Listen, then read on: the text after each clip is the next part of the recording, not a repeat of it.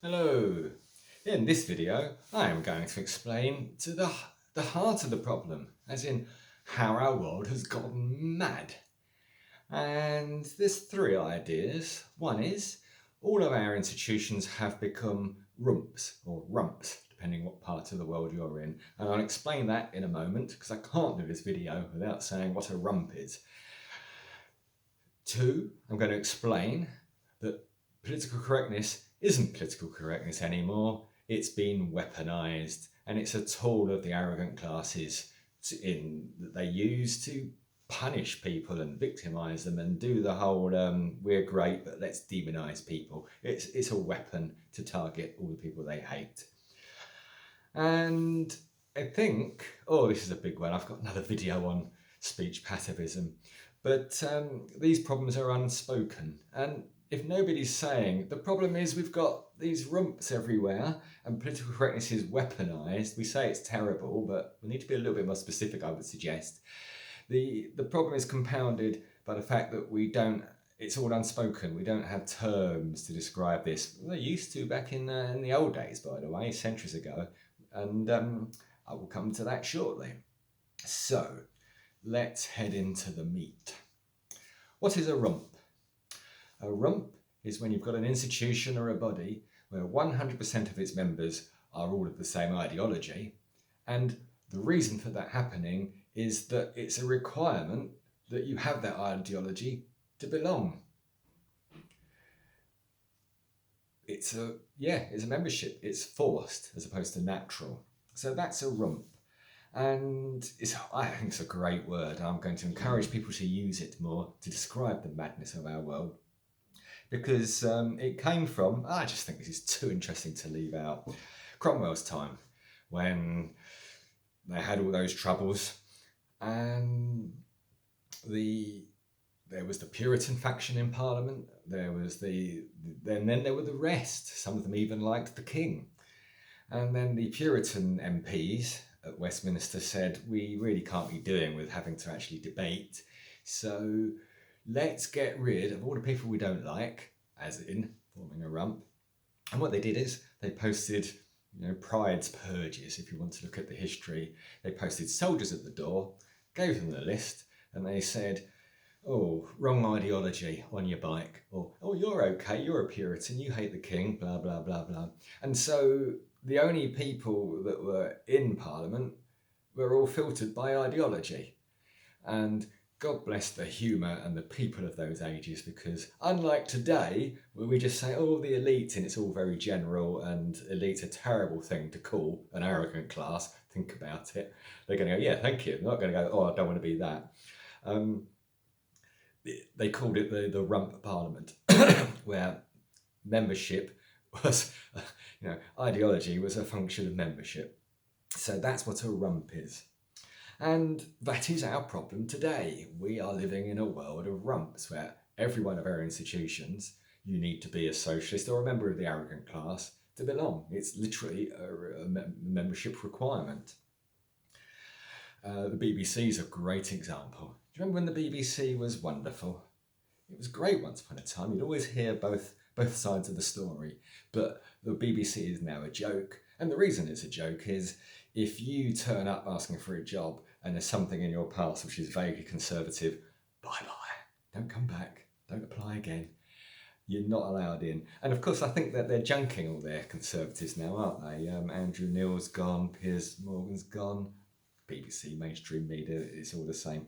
Rump, populated by the arrogant classes. And that is a problem.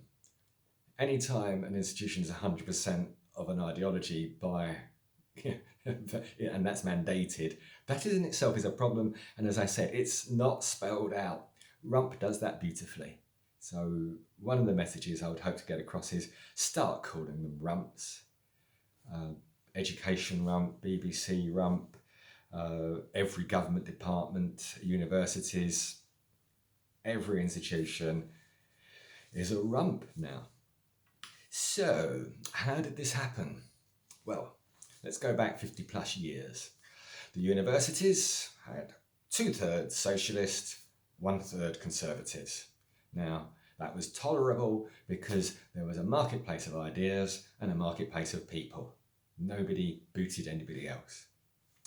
And you may be ahead of me now. Socialist, or the arrogant ideology that it is, did what all arrogant ideologies would do, is they went, how are we going to get rid of those contemptibles? And this is what they did. The social studies professors came out with all these theories, which you're familiar with, such as multiculturalism, critical race theory came from critical theory, cultural relativism, which are all thinly disguised theories that were used to weaponize political correctness. Weaponize political correctness. Because as you know, political correctness isn't about being nice to people, something we all agree with. It's about targeting the socialists, the targets of socialism and the targets of the arrogant classes. And the socialist academics use these theories to arm their students and attack the conservative professors. The conservative professors were all targeted in exactly the same way as we're all being targeted now. And they've all gone. The official figures, I think, are something like 85% of universities are socialist, 15 not socialist. I would say the figure's nearer 98, but that's my opinion. You can quibble about what constitutes a conservative. But so university became a socialist rump, or an arrogant class rump, because they purged all the non-socialist. Today, if you want to become a professor, they look at your PhD, and if it's spouting socialism, you're in.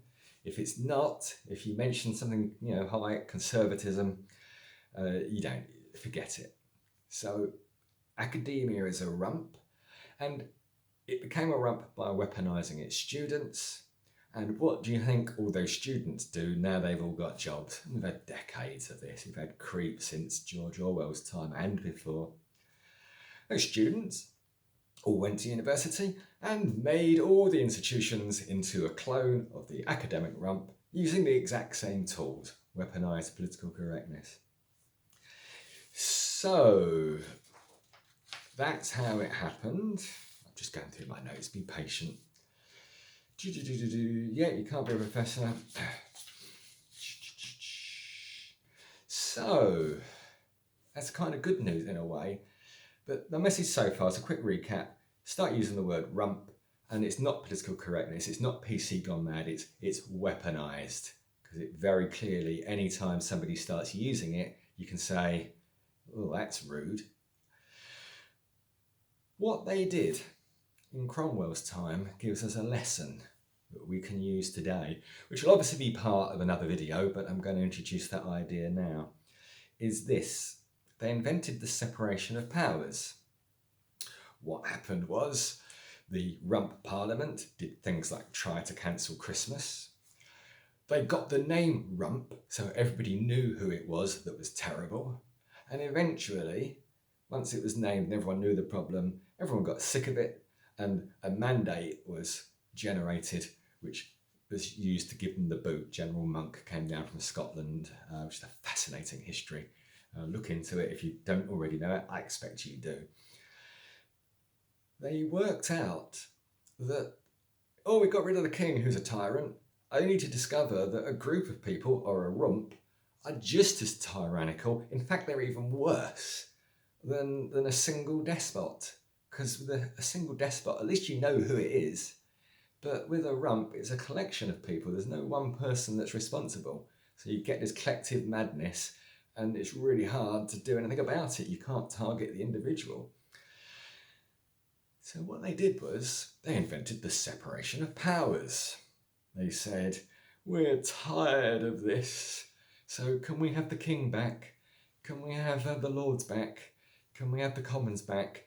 And Cromwell, remember that despot Cromwell and his army? This is what he did. He went, right, I'm against tyranny, but on this, I'm going to be a tyrant, you lot. I'm going to keep coming back. I'm going to keep shutting you lot down, dissolving Parliament, until you finally accept that power will be shared. And the Rump Parliament went, no, we are supreme, hang them, hang them. And Cromwell just kept coming back saying, I hate being a tyrant, but sorry. So he was a tyrant imposing non-tyranny. And that's just too interesting to not include, but more importantly, it tells us how we get out of this. So let's summarise what we've been through. We've got to stop calling the arrogant classes the elites. It makes them worse. They are a rump, which means the hind end of an ass, which is of no use to anybody. I think that's a good description. Well done, the 17th century people of the day. We've got to call out political correctness as a tool of weaponisation and as a tool of bigotry, because it is. But instead of saying PC's gone mad, in a later video, what happened when the Catholic Church became like this? It wasn't called the Catholic Church back then, when the church became corrupt. Martin Luther got these essays, he hammered them to the door of the university, and he said, let's reform Christianity. And our solution is to reform political correctness.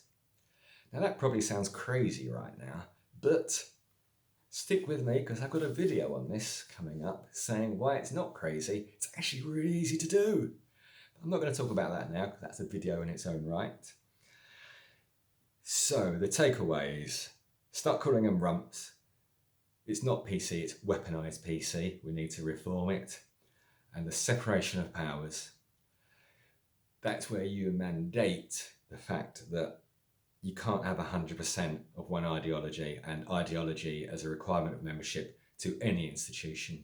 And the one to start with is education. And that's also surprisingly easy to do. And yeah, I'm going to tell you how to do that in a later video. See you later. Bye-bye.